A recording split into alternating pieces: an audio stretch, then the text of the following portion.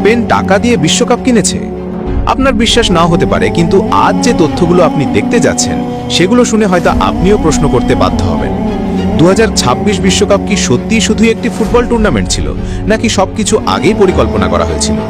কেন একের পর এক অদ্ভুত ঘটনা শুধু স্পেনের পথই সহজ করে দিল? কেন গুরুত্বপূর্ণ ম্যাচগুলোতে প্রতিপক্ষের তারকা খেলোয়াড়েরাই হঠাৎ মাঠ ছাড়লেন?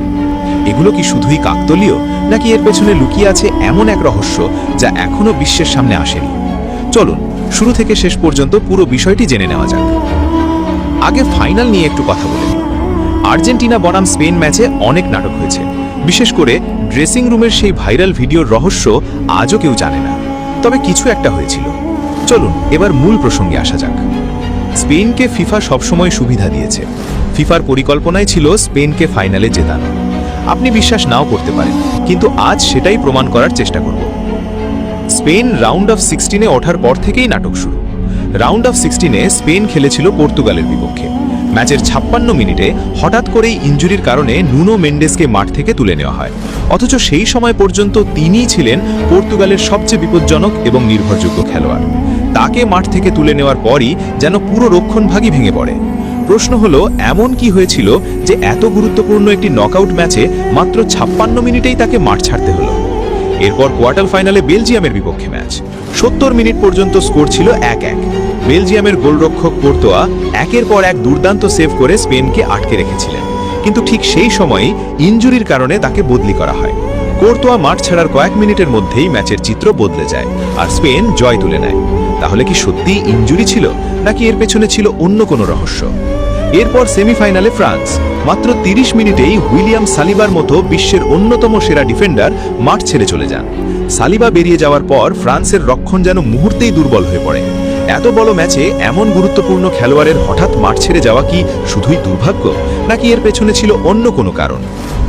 এবার আসি সবচেয়ে আলোচিত ম্যাচ, ফাইনালে। ফাইনাল ম্যাচের শুরুতেই আর্জেন্টিনার ড্রেসিং রুমে অশান্তি লাগে। সেখানে কিছু একটা হয়েছিল। এ কারণেই লিওনেল মেসি বলেছিলেন, সবাই শান্ত হও, যা হয়েছে ভুলে যাও, আমাদের খেলায় মনোযোগ দিতে হবে। ম্যাচের শুরু থেকেই আর্জেন্টিনার প্রথম একাদশকে এলোমেলো লাগছিল। এরপর 43 মিনিটে কোনো বড় ট্যাকেল ছাড়াই লিসান্দ্রো মার্টিনেজ পেশির ইনজুরির অজুহাতে মাঠ ছাড়েন। অথচ রিপ্লে দেখলে বড় ধরনের সংঘর্ষ চোখে পড়ে না। তাকে হারানোর পর আর্জেন্টিনার রক্ষণে বড় ফাঁক তৈরি হয়। প্রশ্ন হলো, এটি কি সত্যিই গুরুতর ইনজুরি ছিল, নাকি অন্য কোনো সিদ্ধান্তের ফল? এরপর 70 মিনিটে কুটি রোমেরোকেও তুলে নেওয়া হয়।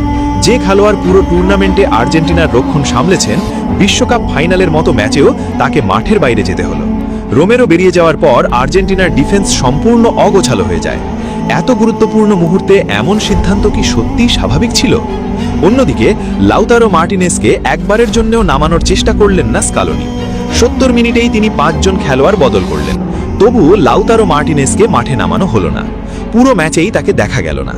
যে মার্টিনেজ আর্জেন্টিনাকে ফাইনালে তুলেছিলেন, সেই মার্টিনেজকেই ফাইনালে খেলানো হলো না। আরও একটি গুরুত্বপূর্ণ বিষয়, ফেরান তোরেস যখন গোল করেন তখন সিমিওনে তাকে আটকানোর বদলে নিজের মোজা ঠিক করতেই ব্যস্ত ছিলেন। মানে যেভাবেই হোক আর্জেন্টিনাকে হারতেই হবে।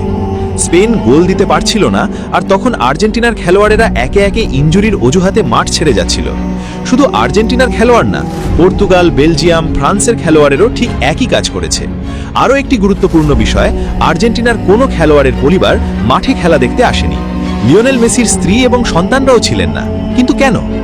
আরও একটি গুরুত্বপূর্ণ বিষয়, ম্যাচ শেষে পুরস্কার নেওয়ার সময় কুটি রোমেরো ডোনাল্ড ট্রাম্পের সঙ্গে হাত মেলাননি। আর্জেন্টিনার আরও কয়েকজন খেলোয়াড়ও হাত মেলাননি। এখন আমার প্রশ্ন হলো, স্পেনের বিপক্ষেই কেন Nuno Mendes, Karatoya, Saliba, Lisandro Martinez এবং কুটি রোমেরোর মতো তারকা খেলোয়াড়দের ইনজুরিতে পড়তে হয়? এটা সত্যি ভাবার বিষয় তো। এগুলো কি শুধুই কাকতালীয় ঘটনা, নাকি এমন কোনো সত্য লুকিয়ে আছে যা এখনো প্রকাশে আসেনি? আপনার কি মনে হয়, সত্যিই কি সবকিছু শুধুই কাকতালীয় ছিল, নাকি এর পেছনে আছে আরো বড় কোনো রহস্য? আপনার মতামত কমেন্টে জানান। আর ভিডিওটি ভালো লাগলে লাইক, কমেন্ট এবং সাবস্ক্রাইব করতে ভুলবেন না।